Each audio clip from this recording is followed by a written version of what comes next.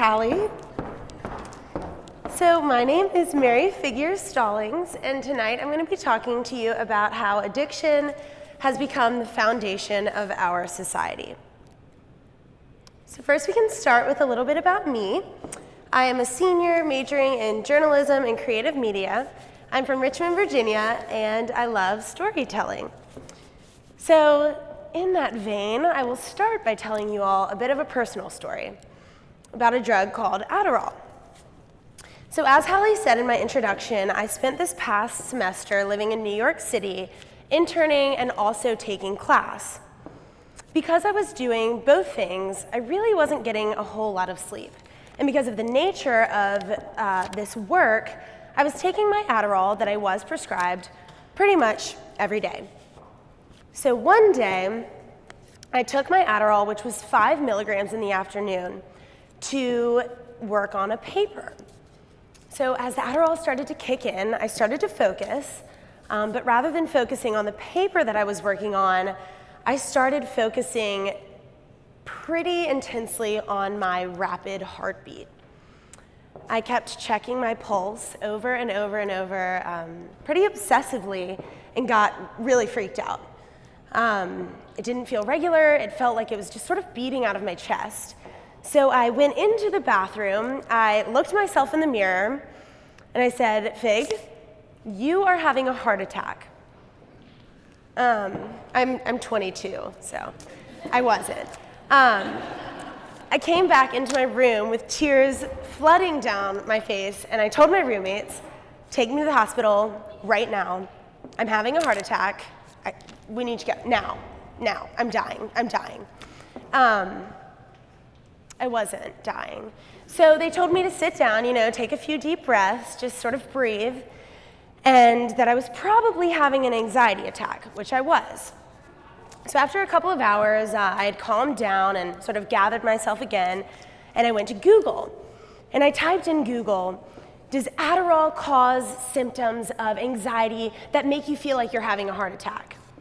It was a very clean Google search. And the results that turned up, though, were, sort of confirmed my suspicion that a lot of other people had had similar experiences, which is pretty terrifying. So let's go back to my childhood. As you can see, I've always been a pretty energetic person.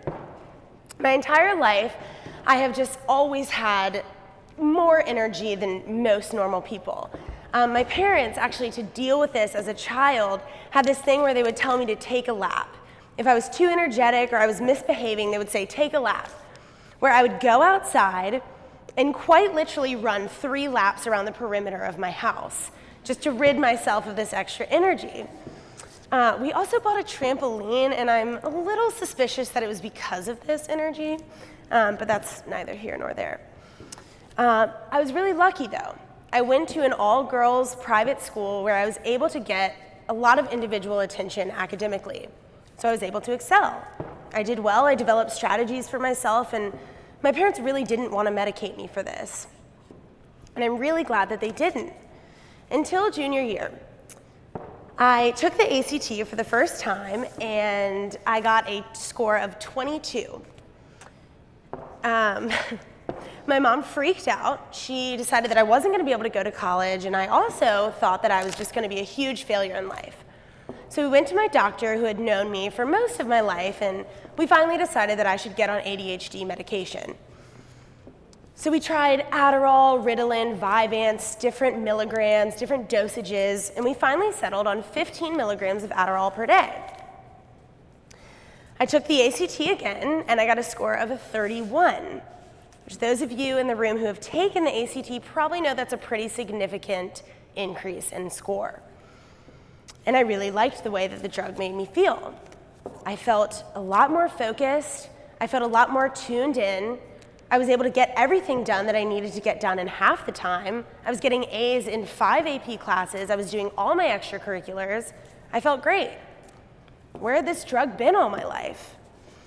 Until a few months later, I started to exhibit some pretty negative side effects. I had lost weight, I wasn't sleeping, I wasn't eating, I wasn't socializing with my friends, I didn't feel passionate, I didn't feel creative, I didn't really feel interested in anything. But I was scared.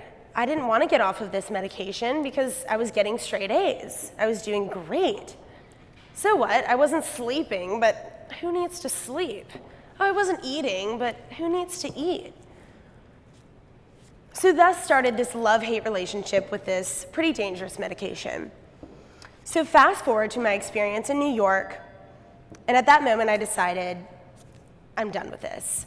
If I don't get A's in all my classes next semester, so be it. So I returned to the University of Alabama with sort of all of this churning in my mind, and I was sitting in a room with a group of my friends, and there were 8 of us in the room.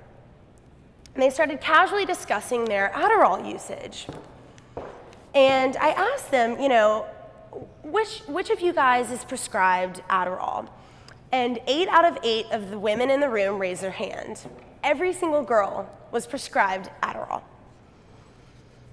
So this was terrifying. Why were 100% of the people in this room prescribed this medication that is supposed to be for treating ADHD or ADD? So thus started my research on this stimulant medication called Adderall.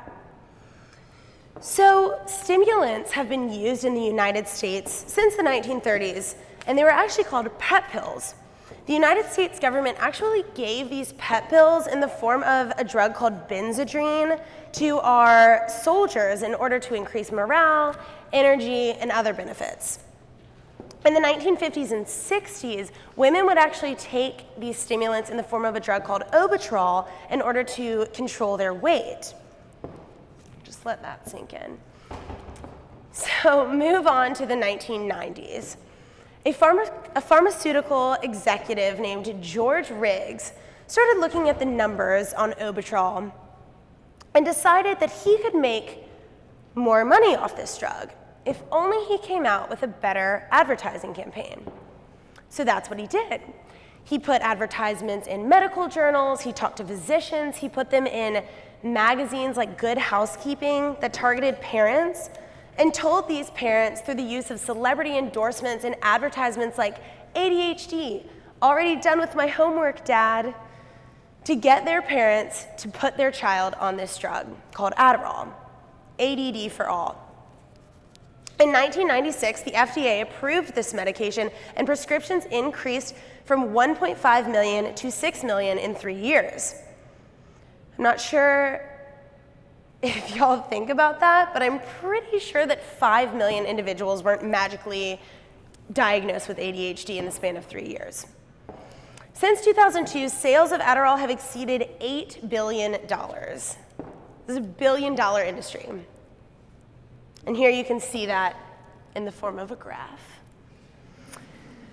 So how is this affecting people our age? This drug has come to be known as the study drug. And students really are exchanging it like candy. You can go to GroupMe, social media, text your friends, and get an Adderall if you want to pull an all-nighter. According to a study from Elite Daily, college students are 30% more likely to use Adderall and other ADD medications without a prescription. So let's talk about how Adderall works and the side effects of it. So a person who is actually ADHD or ADD actually exhibits lower brain activity, lower levels of brain activity compared to a normal brain, if we know what a normal brain is. So I certainly don't have one, but that's a side note. So there's also no very specific way of diagnosing someone with ADD or ADHD. You can see a psychologist and you can take different tests that will basically see if you fall outside of a standard deviation on a bell curve. But for the most part, you can go into a doctor and say, I'm having trouble focusing. I need a prescription for Adderall, which is what a lot of people are doing. So let's talk about the side effects. Physically, when you take Adderall, it floods your brain with dopamine in order to increase brain activity and make tasks that would otherwise not produce enough motivation for you to complete the task. It makes those tasks less boring. But it comes at a cost: dry mouth, sweating, loss of appetite, diarrhea, irregular heartbeat, insomnia. There are others. There are also mental side effects: a lack of interest, a loss of creativity, a loss of passion, retreating from social interactions, anxiety, depression, and in extreme cases, episodes of psychosis. So these are pretty severe consequences. They're pretty severe side effects. But everyone's doing it, so why is it a big deal? I believe that this is a picture of GroupMe, where people are actually exchanging these medications. So why?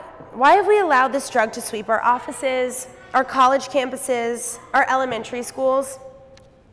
Most likely, and I would argue, it's a very American fear. It's a fear of underperforming in the office or falling behind the individual in the adjacent cubicle. For college students, it's the fear of achieving a below 4.0 average. For our children, it's the fear that they'll fall behind from the start or fail to begin life with a competitive edge. Apparently, the 3-point-something number that's attached to our names has become more important than our character, our creativity, our personality, or our passions. For Americans, and I believe, our identities have become synonymous with our productivity. The quality of our product, whether it be the projects we complete at the office or the academic work we complete at school, far supersedes our other human qualities. Our societal standards of success and our fear of underachieving are directly responsible for our society's widespread addiction to this medication. And this is a great quote from Casey Schwartz, who wrote for the New York Times. It says, "No one means to get addicted, but there's such a casual use of something like Adderall nowadays because it's seen as benign or a help to becoming more productive. And in our culture, to be productive is kind of everything. There's a tremendous pressure not just to do well, but to excel.